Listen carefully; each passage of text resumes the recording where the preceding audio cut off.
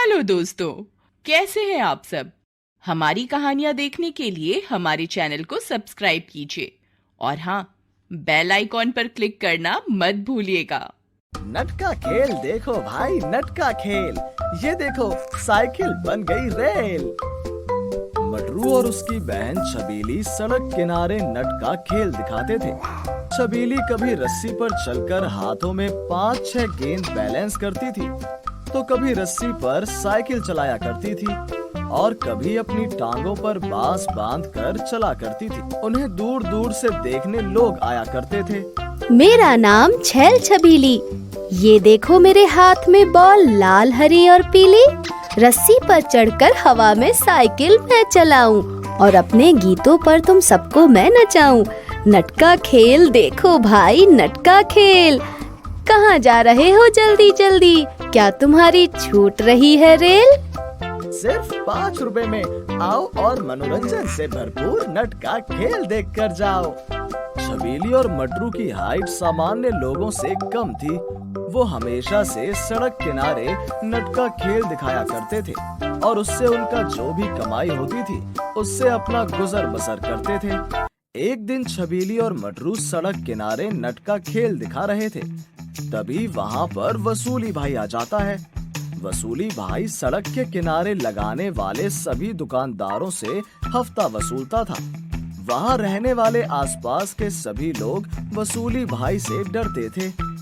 चल हटा सावन की घटा, निकाल मेरा हफ्ता, नहीं तो कान के नीचे बजाकर दूंगा एक रापटा। वाह वाह, क्या बात है, क्या जुगलबंदी की है तुमने। अबे नटरू, तेरे को क्या लगता है मैं कव्वाली सुना रहा इधर? चल मेरा हफ्ता निकाल, नहीं तो हटाए तंबू और बम्बू। तुम हमें यहाँ से नहीं हटा सकते, हम यहाँ से कहीं नहीं जाने वाले। अबे नटरू, तुम्हें यहाँ पर अपना खेल दिखाना है तो अब उनको हफ्ता देना होगा, नहीं तो अपन यूं चुटकी में तुम दोनों को उखाड़ कर फेंक देगा क्या? ये क्या बात हुई भला, तुम यहाँ पर ऐसे रंगदारी नहीं कर सकते। वसूली भाई मटरू को उसका कॉलर पकड़कर हवा में उठा देता है। अबे टिंगू, तेरी जुबान तेरी हाइट से ज्यादा लंबी है। अपन क्या कुछ कर सकता है, अगर तेरे को मालूम चला ना तो खड़े खड़े गिर जाएगा, समझा क्या? तभी छबीली वसूली भाई के ऊपर अंडा मारने लगती है। एक अंडा सीधा जाकर वसूली भाई के चेहरे पर लगता है और वसूली भाई मटरू को छोड़ देता है। फिर मटरू और छबीली दोनों मिलकर वसूली भाई को सड़े टमाटर और अंडे मारने लगते हैं। तो वसूली भाई वहाँ से भागने लगता है। तभी वो नाली में गिर जाता है। ये देख छबीली और मटरू हंसने लगते हैं।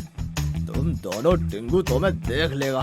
चलो जाओ जाओ, खुद को साफ करके आओ, बहुत बदबू आ रही है तुमसे। बड़ा मजा आया, वसूली भाई को मजा चखाया। छबीली और मटरू फिर से वहाँ पर खेल दिखाने लगते हैं। इस बार वसूली भाई छबीली और मटरू को सबक सिखाने का ठान लेता है। अगले दिन जब छबीली और मटरू नट का खेल दिखा रहे थे तो वसूली भाई कुछ गुंडों के साथ आकर छबीली और मटरू का सारा सामान उठाकर फेंक देता है और उसकी साइकिल को भी तोड़ देता है। देखा मुझसे पंगा लेने का नतीजा, अपनी जुबान उतनी ही चलाओ जितना तुम्हारा कद है। तुम हमारे सामान को तो तोड़ सकते हो, लेकिन हमारे हौसले को कैसे तोड़ोगे? जब 2 टाइम खाना नहीं मिलेगा ना तो सब तुम्हारी हेकड़ी निकल जाएगी। छोड़ दो छबीली, इस मन बुद्धि को बोलने से कोई फायदा नहीं है, हमें दूसरा काम ढूंढना पड़ेगा। मैं भी देखता हूँ इस शहर में तुम कैसे धंधा करते हो, तुम्हारे सारे धंधे पर मैं पानी फेर दूंगा।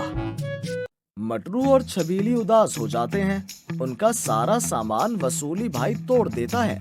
सिर्फ एक डंडा ही बचता है जिसे बांधकर छबीली लंबा होकर चला करती थी।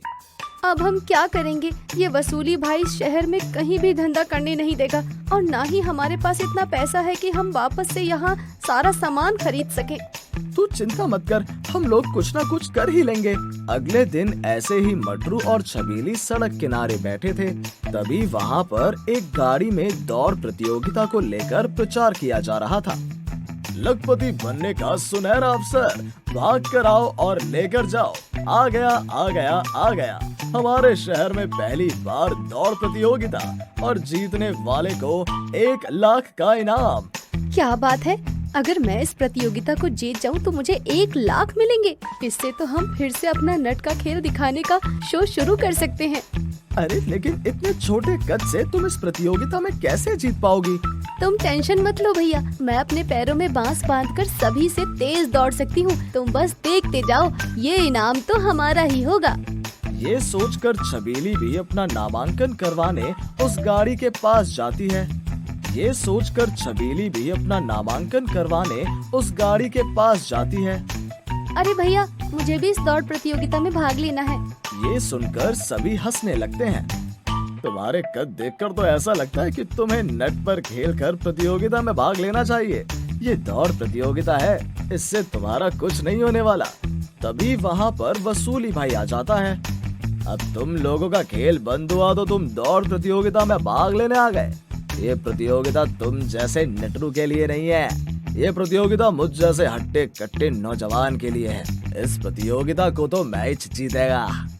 प्रतियोगिता जीतने के लिए सिर्फ लंबे कद और अच्छी बॉडी के साथ साथ तेज दिमाग भी होना जरूरी है, और तुम्हारे पास दिमाग तो खैर, मिलते हैं मैदान में। अगले दिन खेल प्रतियोगिता शुरू होती है। सभी हट्टे कट्टे लोग छबीली को देखकर हंस रहे होते हैं। अरे बेटा, तुम साइड में बैठकर लॉलीपॉप खाओ, फालतू में काहे अपना खून जला रही हो। अपन तो कहता ही था, पहले यार मान लो, अगर गलती से किसी की लात वात लग गई तो 2-4 हड्डियां टूट जाएंगी। दौड़ शुरू होने वाली होती है। तभी छबीली अपने पैरों में बांस बांधकर दौड़ में शामिल हो जाती है और सभी से तेज दौड़कर प्रतियोगिता को जीत लेती है। छबीली प्रतियोगिता जीत जाती है और उससे उसे जो भी राशि मिलती है वो अपने भाई मटरू को दे देती है, जिसकी किसी ने उम्मीद नहीं की थी वो छैल छबीली ने करके दिखाया है। वो तो आज गर्मी बहुत है और अब उनकी तबीयत भी ठीक नहीं था, वरना अब उनका भी हारता नहीं है।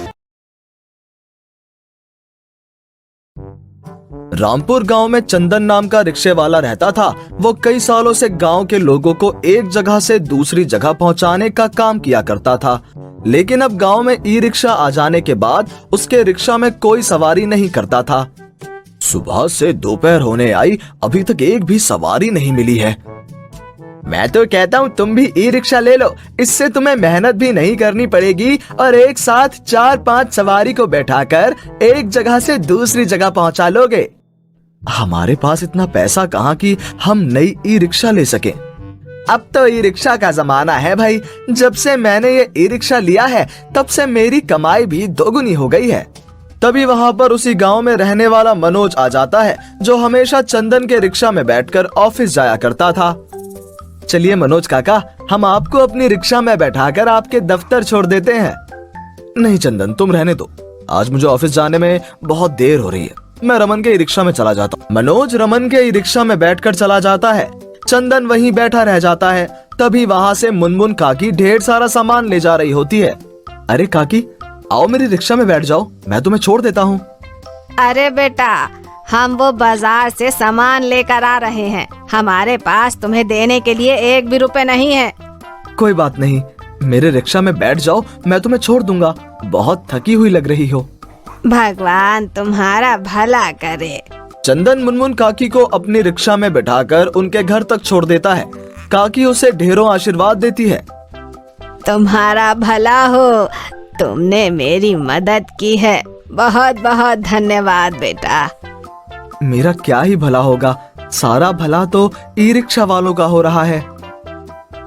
चंदन वहाँ से चला जाता है। दिन भर धूप में घूमने के बाद भी उसे कोई सवारी नहीं मिलती है। वो बहुत उदास हो जाता है। आज तो बिल्कुल कमाई नहीं हुई, ऐसे तो एक दिन मैं रोड पर रहने लायक भी नहीं रहूंगा।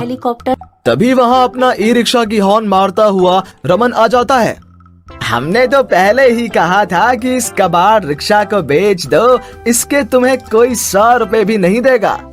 ये रिक्शा मेरा साथी है, मैंने हमेशा से यही रिक्शा चलाया है और मैं किसी आधुनिक चीज के लिए अपने पुराने रिक्शे का साथ नहीं छोड़ सकता। तुम अपने रिक्शे का साथ ये रिश्ता निभाते रहो, एक दिन गांव वाले तुमसे सभी नाते रिश्ते तोड़ देंगे। मेरा रिक्शा अभी बहुत जानदार है, ये तुम्हारे रिक्शे को झट से हरा देगा।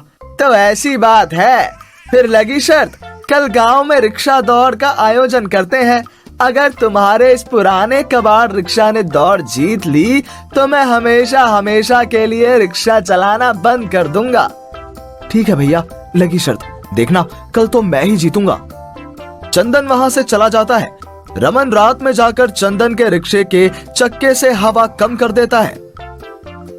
अब ये रिक्शा दौड़ा तो मैं ही जीतूंगा। अगले दिन रिक्शा दौड़ शुरू होती है। मनोज रिक्शा दौड़ का आयोजक होता है। आज हमारे गांव में एक अद्भुत दौड़ होने जा रही है। इस दौड़ का नतीजा पहले से सभी को पता है, लेकिन फिर भी चंदन अपने पुराने कबाड़ रिक्शा को रमन की नई नवेली ई रिक्शा के साथ दौड़ा रहा है। अभी भी मौका है, हार मान लो। मुझे अपनी राम प्यारी रिक्शा पर पूरा भरोसा है। रिक्शा दौड़ शुरू होती है। रमन का ई रिक्शा चंदन के रिक्शे को पीछे छोड़ देता है। चंदन अपनी पूरी ताकत लगाकर रिक्शे को खींच रहा होता है। तभी अचानक उसके रिक्शे का टायर से पूरी हवा निकल जाती है। ये कैसे हो गया? मैंने कल रात तो अच्छी तरह से रिक्शा के चक्के में हवा भरी थी। चंदन अपने रिक्शा की सीट के नीचे से पंप निकालकर रिक्शा के टायर में हवा भरने लगता है। तब तक रमन बहुत आगे निकल जाता है।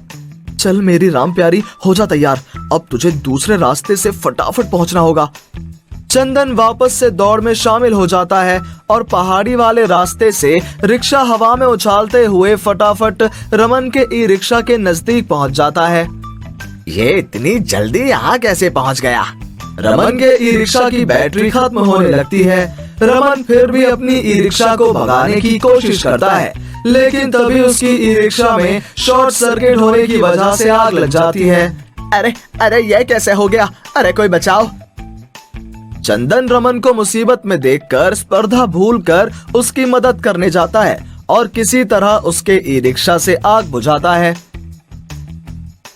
मुझे माफ कर दो चंदन, तुम्हारा ये हाथ रिक्शा सबसे अच्छा है, नहीं तो इस ई रिक्शा की वजह से आज मेरी जान चली जाती। कितनी भी आधुनिक वस्तुएं क्यों ना आती रहें, लेकिन हमें हमारी पुरानी चीजों को नहीं भुलाना चाहिए। हाँ भैया, सही कहा तुमने। अब तो हमें भी हाथ रिक्शा ही चलानी पड़ेगी। और दोनों साथ में रिक्शा चलाने लगते हैं। हेलो दोस्तों, कैसे हैं आप सब? हमारी कहानियां देखने के लिए हमारे चैनल को सब्सक्राइब कीजिए और हाँ, बेल आइकॉन पर क्लिक करना मत भूलिएगा।